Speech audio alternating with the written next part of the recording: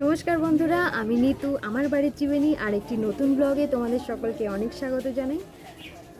আজ এসছি আমি আমার কাকিমণির বাড়িতে। কাকিমণির একটু শরীরটা খারাপ ছিল, অনেক বড় একটা অপারেশন হয়েছিল, তাই জন্য এই বাড়িতে নারায়ণ পুজো দিয়েছে, তাই আমরা সবাই সেখানে এসেছি। কাকিমণিদের বাড়িতে আসলাম আবার অনেক দিন পরে অবশ্য।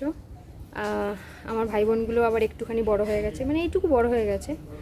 তো তাহলে পরে দেখি আগে আগে আর কি হয়, সব কিছু তোমাদের সঙ্গে শেয়ার করব। সবার আগে তোমাদের সঙ্গে আমার ওই কাকিমণির পরিচয় করাই। বন্ধুরা, আমাদের বাড়ি পুজো, সবাই দেখবেন, আসবেন, প্রসাদ নিয়ে যাবেন। এখানে সুন্দর করে ঠাকুরের আসন সাজানো হয়েছে, আজ নারায়ণ পুজো হবে।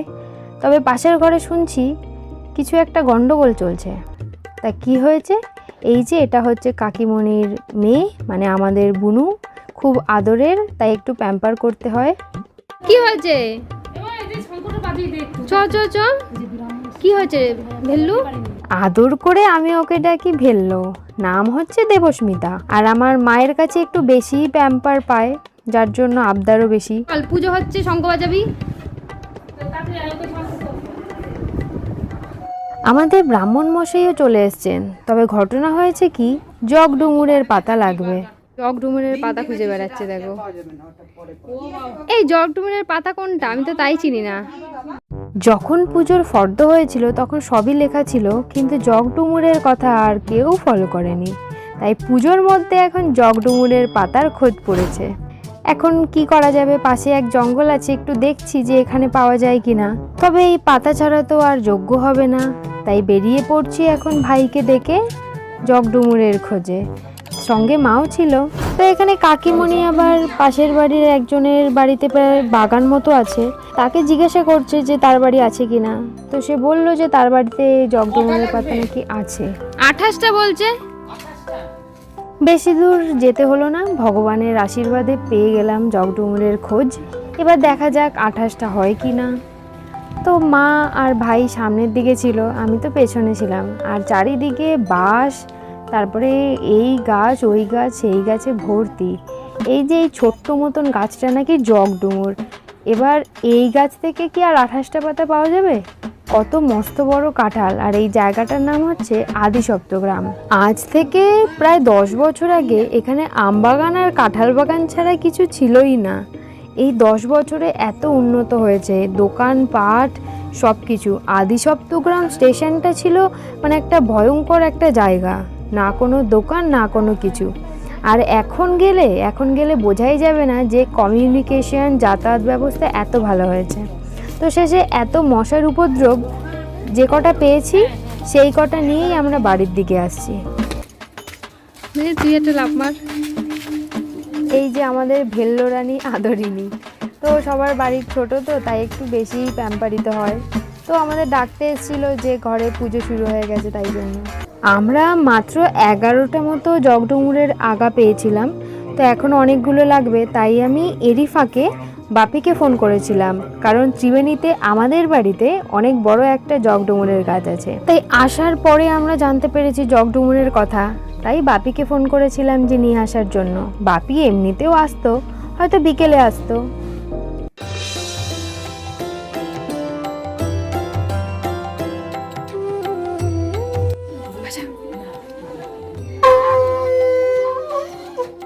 পারিস না বাজাতে।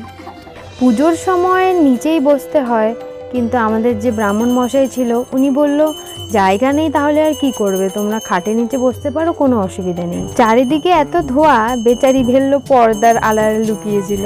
তো ওকে বললাম ছাড়, আমি বাজাই শঙ্খ, তুই একটু বাইরে যা। পুজো তো প্রায় শেষ। এবার আমরা ঠাকুরের ভোগের জন্য এখানে খিচুড়ি বানানো হয়েছিল, পটল আলুর তরকারি বানানো হয়েছে, পায়েস, এবং এটা হচ্ছে আমের চাটনি। এই সব কিছু বানানো হয়েছিল, ঠাকুরকে ভোগ দেওয়া হয়েছে। সব থেকে আগে প্রসাদ নিতে বসে গেল আমার বাপি, যেহেতু ডিউটি আছে, আবার ডিউটি যেতে হবে।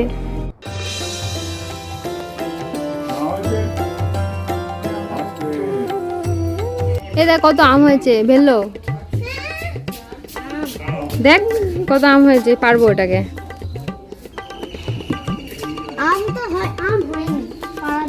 তাহলে ওগুলো কি?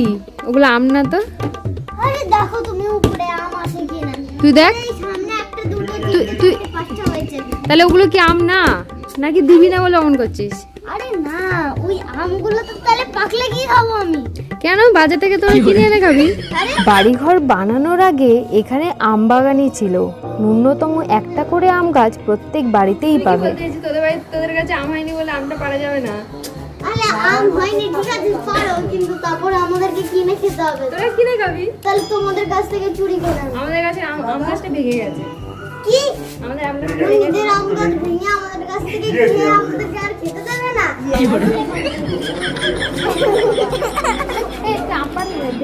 আরে পারো, তাহলে কে বারণ করি তোমাকে? এটা আম পার। এই মা, হাতে পেয়ে গেলি? বাহ, দে, সুন্দর। কি আম এটা? আম্রপালি।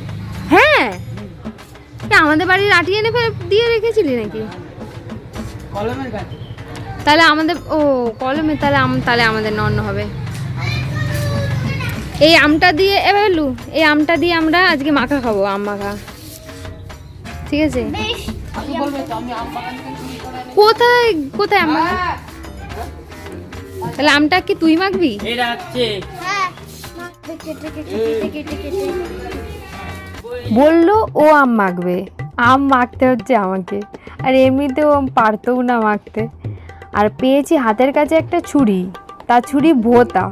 প্রত্যেকবার আমার কলেজের ভিডিওতেও দেখবে আমার কপালে ভোঁতা ছুরিই পড়ে।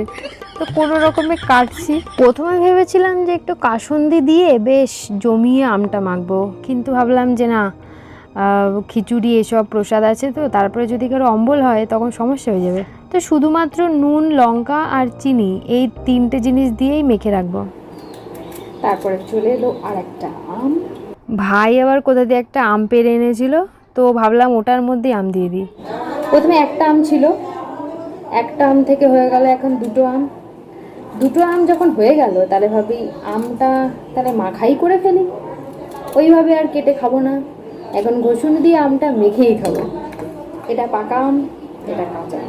আমার বাড়িতে যখন আমার দিদিদের বিয়ে হয়নি তখন মামা বাড়ি গিয়ে আম গাছের তলায় এইভাবে আম মাখা খুব মিস করি এখন। ও কাকিমণি, তোমাদের এখানে লেবু গাছ আছে গো? কোথায়? হ্যাঁ, তাহলে লেবুর পাতা একটু দিতাম আম মাখায়। কিসে গো? আম মাখাতে।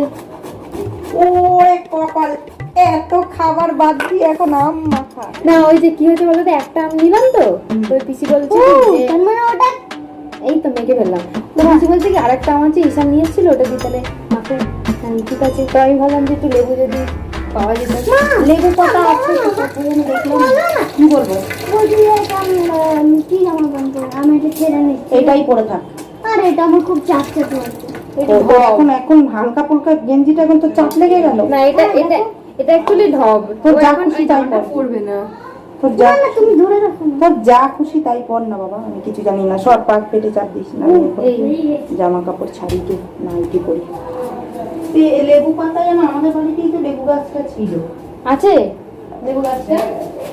লেবু গাছটা এখন ঠিক আছে, খাওয়ার নামও করো না। না আমাদের লোভ দিয়ে কি বলছো? তুমি বলছি তুমি আবার লোভ দিয়ে চলে গেলে না তো, তোমার খাওয়া ভালো। আমাদের সেদিন ঈশান কতটা মাথা করেছে জানো, তারপর ফেলেও দিয়েছে কতটা। তোমরা তো কোথায় গিয়ে চুরি চামারি করে কি সব শুরু করেছো। তোমাদের ব্লগ রোজ দেখি, দেখো লাইক দিয়ে ইয়ে করি। হ্যাঁ, আমি সব দেখি। আম মাখাটাকে একটু ঢাকা দিয়ে এবার আমাদের বাড়ির সকল উপস্থিতির জন্য একটু হালকা করে ছাতু শরবত বানিয়ে দিলাম। কাকিমণি, ঠাকুমা, বড় কাকিমা, পিসি সবাই মিলে উপোস করেছিল, তাই সবাইকে আমি একটু করে ছাতুর শরবত দিলাম। বাচ্চা পার্টিদের জন্য ছাতুর শরবত বানিয়েছি, তো ওদেরকে একটু পরে দেবো। আমার জন্য পড়াশোনা করো না। এর আগের বার যখন আমি কাকিমণির বাড়ি এসেছিলাম তখন ভাই আমাদেরকে বেদানা আর লেবু শরবত খাইয়েছিল। ভাই অনেক কাজ করে। যখন কাকিমণি নার্সিংহোমে ছিল তখন বুনুকে খাইয়ে দেওয়া, স্কুলে পাঠানো, ঠাকুমাও করতো, বাট ও সঙ্গে করতো। এনারা দুজন বসেছে, একদম সব খেয়েই উঠবে। ঠিক প্রসাদের পাশে বসে আছে। ও ঠাকুমা, ও ঠাকুমা, তোমার বয়স এখন কত হবে? তোমার বয়স কত হবে এখন? ৭৭ ৭৮ হবে। ৭২, ৭৬। তোমার? ওনার ৬০ বছর। রাক্ষসীর মতো হেসে দিল দেখো। এই যে দুজনকে দেখছো, এনারা হচ্ছে দুই বেয়ান, একজন আমার কাকার মা, একজন আমার কাকিমণির মা। এই যে সাদা রঙের ব্লাউজ পরা এটা হচ্ছে কাকার মা, আর এই যে নীল রঙের ব্লাউজ পরা এটা হচ্ছে কাকিমণির মা। দুজনে একসঙ্গেই থাকে। কাকিমণি দুজনকে খুব ভালোভাবে যত্ন করে রেখেছে। তবে বড় ব্যাপার এটা যে ওনাদের দুজনের মধ্যে কখনোই ঝগড়া অশান্তি হয় না। এবার আমরা একটু ভোগের প্রসাদ নিয়ে নিই, তারপরে যাব বাইরে একটু গল্প করতে। আমরা এখানে গল্প করছি আর ক্যামেরা ধরে আছে আমাদের ওই ভেল্লো, যার জন্য ক্যামেরা এত নড়েছে। আমি যখন ভিডিওটা বানাচ্ছি আমি ভাবতেই পারিনি যে ভিডিওর পেছনে ওরা এত কথা বলেছে।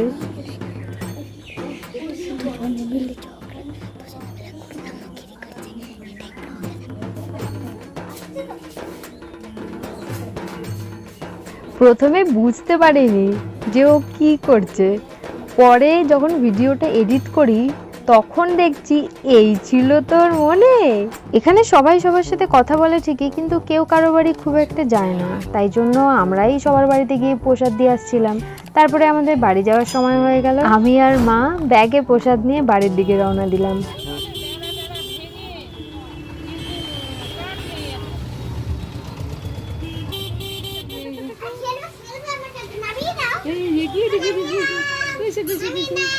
একটু দেখি দেখি দেখি আমি চলে এসেছি আমার বাড়িতে। এখন বাজে সন্ধ্যে 7টা। তো এইভাবেই পুরোপুরি দিনটা গেল আমার। তোমাদের যদি আমার ভিডিও ভালো লাগে তাহলে প্লিজ আমাকে সাপোর্ট করো, আর তোমাদের সঙ্গে আবার দেখা হবে পরবর্তী ব্লগে। আর আমি চেষ্টা করব তোমাদের সামনে নতুন নতুন ভালো ভালো কিছু ব্লগস আনার। তো প্লিজ আমাকে সাপোর্ট করো। টাটা।